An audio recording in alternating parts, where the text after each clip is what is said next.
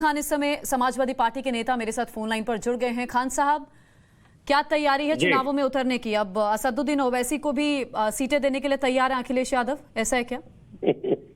देखिए ज्योत्सना जी, पहली बात तो ये राष्ट्रीय नेतृत्व का मसला है। हाँ। इसमें हम लोग नहीं तय करते और आगे भविष्य में क्या होगा क्या नहीं होगा। देखिए राजनीतिक परिस्थितियां बदलती रहती हैं और बिगड़ती रहती हैं। आगे क्या तय होगा कैसे तय होगा ये मैं अभी कुछ नहीं बता सकता, लेकिन इतनी बात मैं जरूर कहना चाहूंगा कि आज जिस तरह पूर्वांचल में अभी जनसैलाब उमड़ा है, जो रथ चला है और एक ही रात रथ चला और आज हालात बदल गए।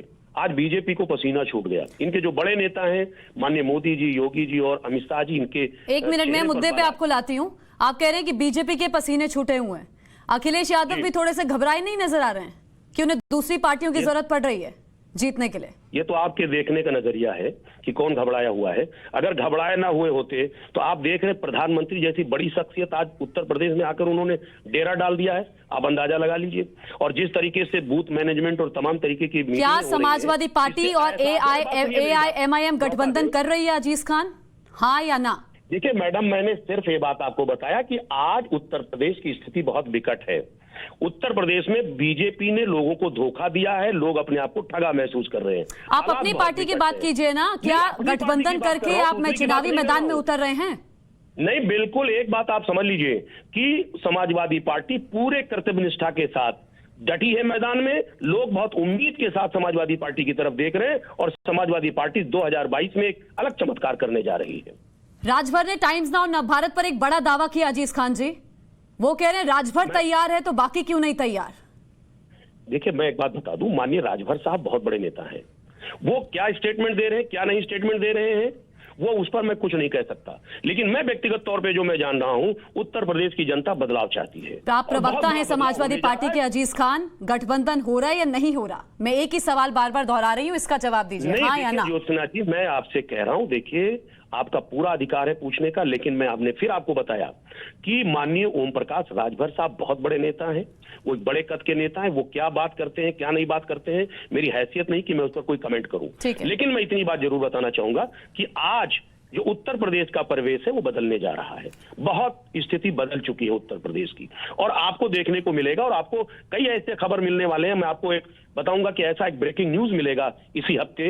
मैं आपको बता रहा हूं कि बीजेपी के कई कद्दावर नेता समाजवादी पार्टी के संपर्क में है और समाजवादी पार्टी ज्वाइन करने जा रहे हैं। आपने मेरे सवाल का जवाब फिर साफ तौर पर नहीं दिया। आप हाँ भी नहीं कर रहे हैं ना भी नहीं कर रहे हैं। देखिए मैंने आपसे फिर कहा, देखिए ज्योत्सना जी एक बात बता दूं आपको, जो स्थितियां हैं उत्तर प्रदेश की बहुत विकट है। बाकी जितने भी राजनीतिक फैसले हैं वो हमारा राष्ट्रीय नेतृत्व तय करता है, वो हम लोग नहीं तय करते हैं। तो इसलिए राष्ट्रीय नेतृत्व क्या फैसला करेगा क्या फैसला नहीं करेगा वो वक्त आएगा और वक्त आने पर, क्योंकि योगी आदित्यनाथ ने भी कहा था कि एजेंट हैं असदुद्दीन ओवैसी समाजवादी पार्टी के, और अब देखिए अब गठबंधन की बात भी हो रही है। और जो आपकी बात से मैं समझ पा रही हूँ वो ये कि ऑप्शंस खुले हुए हैं अभी। देखिए एक बात आप ज्योत्सना जी समझिए, माननीय योगी जी उत्तर प्रदेश के मुख्यमंत्री के साथ साथ एक साधु और महात्मा भी है, संत है। और हम देख रहे हैं लगातार कुछ दिनों से तमाम तरीके का इधर उधर का बयान दे रहे हैं। ये घबराहट है। जब इंसान की जमीन खिसकती है तो ऐसी स्थिति में घबराहट में वो तमाम तरीके के बयान देता रहता है। तो ऐसी स्थिति में ये बयान जो दिया जा रहा है वो कहीं ना कहीं घबराहट को प्रकट करता है और घबराए हुए हैं बीजेपी के लोग और खासतौर से योगी जी। लेकिन राजभर जी बिल्कुल भी घबराए हुए नजर नहीं आ रहे हैं अजीज खान जी। देखिए राजभर जी भी घबराए हुए नजर नहीं आ रहे, माननीय अखिलेश यादव जी भी घबराए हुए नजर नहीं आ रहे, क्योंकि स्थितियां उत्तर प्रदेश की बदलने जा रही हैं। जनता को बहुत उम्मीद है और जनता पूरा समर्थन समाजवादी पार्टी को दे रही है। आप राजभर जी को इतना बड़ा नेता बता रहे हैं, अभी आपने खुद ही कहा कि बहुत बड़े नेता हैं, दिग्गज हैं। मैं मान रही हूं कि उनकी बात, उन्होंने जो दावा किया उसमें दम है। गठबंधन हो रहा है दोनों पार्टियों में। अब किस बात में कितना दम है वो मैं कैसे बता पाऊंगा? वो तो परिस्थितियां तय करेंगी ना मैम। लेकिन वो परिस्थितियां क्या होंगी, क्या स्थितियां बनेंगी, ये राजनीति है। वो आगे की स्थितियां हमारे बड़े नेता तय करेंगे और हमें इंतजार करना चाहिए उस घड़ी का। मतलब स्थितियां बन सकती हैं, इस ओर समाजवादी पार्टी देख सकती है कि साथ में मिलकर जाए। मैंने आपसे यही कहा भाई, स्थितियां देखिए। संजय निषाद जी जो इस समय घटक दल आपके बीजेपी के घटक दल है, उन्होंने कहा साहब थाना फूंक दूंगा, मौका पड़ा तो गांव जला दूंगा, घर जला दूंगा, थाना जला दूंगा। और बीजेपी का देखिए कैरेक्टर देखिए, आज उनको साथ में लिए बैठी है। घबराहट है, पूरी तरह से घबराहट है कि एक शख्स लगातार बयान दे रहा है। और उसके बावजूद भी उनको साथ लिया जा रहा है। उस शख्स ने जिस तरीके से बयान दिया, तमाम धार्मिक ऐसे बयान दिए कि इस पर बहुत सारे प्रश्न खड़ा हो गया, लेकिन उसके बाद भी बीजेपी साथ लेकर के चल रही। तो बीजेपी कहीं ना कहीं घबराई हुई है और तमाम तरीके के बयान को अलग तरीके से पेश करने का प्रयास कर रही है। और मैं ये कहना चाहूंगा कि स्थितियां बदलेंगी, ठीक है अजीज खान जी, उत्तर प्रदेश की स्थिति बदलने जा रही है। बहुत बहुत शुक्रिया हमारे साथ जुड़ने के लिए। आदर्श मेरे साथ बने हुए। आदर्श, अजीज खान जो समाजवादी पार्टी के प्रवक्ता हैं, उन्होंने इस गठबंधन से इनकार नहीं किया, मतलब रास्ते खुले हैं, अलायंस हो सकता है दोनों पार्टियों के बीच।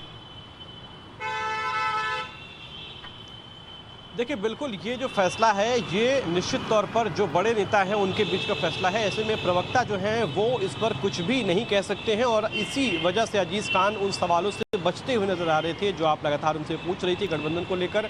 अब ये माना जा रहा है कि ये जो पूरा फैसला है वो असदुद्दीन ओवैसी, ओम प्रकाश राजभर और ख़ासतौर पर अखिलेश यादव के बीच का फैसला है। ऐसे में निश्चित तौर पर आने वाले दिनों में ही तस्वीरें साफ हो पाएंगी कि आखिर इस फैसले, इस बयान का क्या मतलब है जो राजभर ने दिया है कि आखिर 10 सीटें वो देना चाह रहे हैं, 100 सीटों की मांग की जा रही है।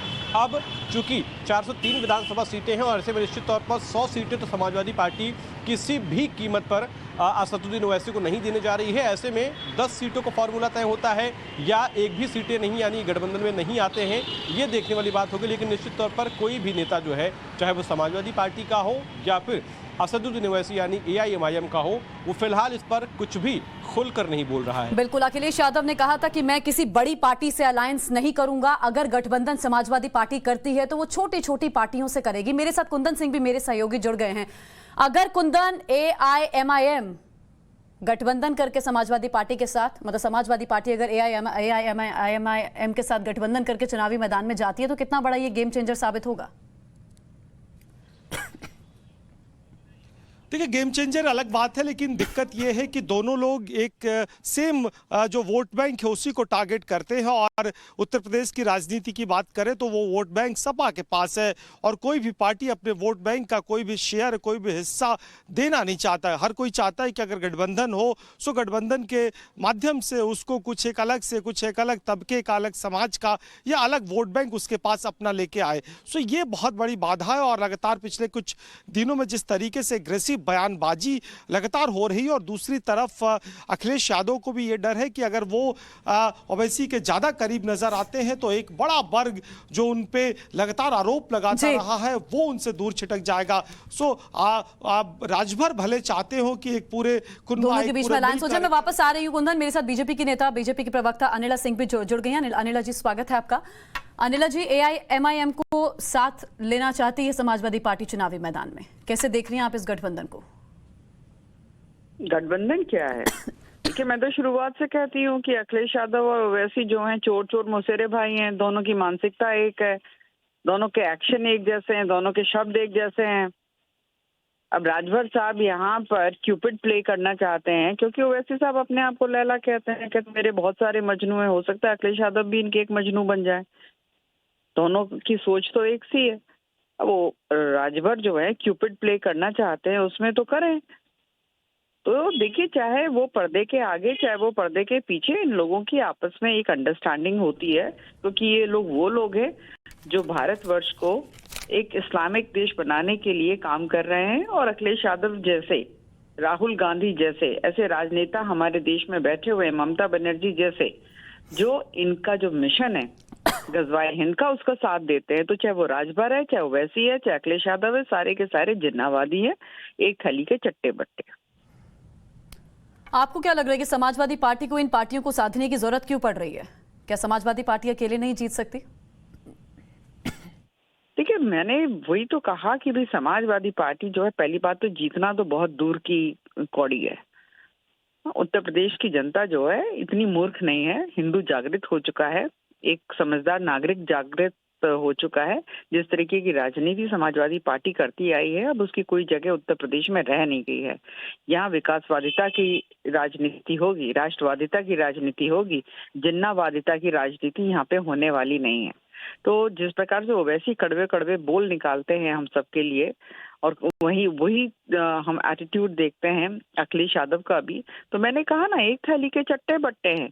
चाहे सामने से आकर हाथ मिलाकर चुनाव लड़े, चाहे पर्दे के पीछे एक अंडरस्टैंडिंग के साथ चुनाव लड़े, ये साथ हैं। ठीक है, बहुत बहुत शुक्रिया अनिला सिंह जी हमारे साथ जुड़ने के लिए। तो 10 सीटें देने को अखिलेश यादव तैयार हैं। वहीं ओम प्रकाश राजभर भी दावा कर रहे हैं कि दोनों पार्टियों के बीच में अलायंस होगा। फिर जब उनसे पूछा गया कि क्या अखिलेश यादव 100 सीटों पर हामी भर देंगे, जिस बात पर असदुद्दीन ओवैसी अड़े हुए हैं और 10 सीटें अखिलेश यादव देना चाहते हैं, ये राजभर ने बताया। राजभर ने साथ में ये भी कहा कि जब राजभर तैयार है तो फिर बाकी कोई क्यों नहीं तैयार होगा।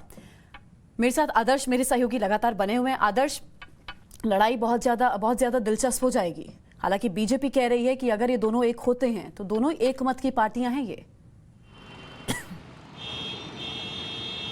कह रहे हैं।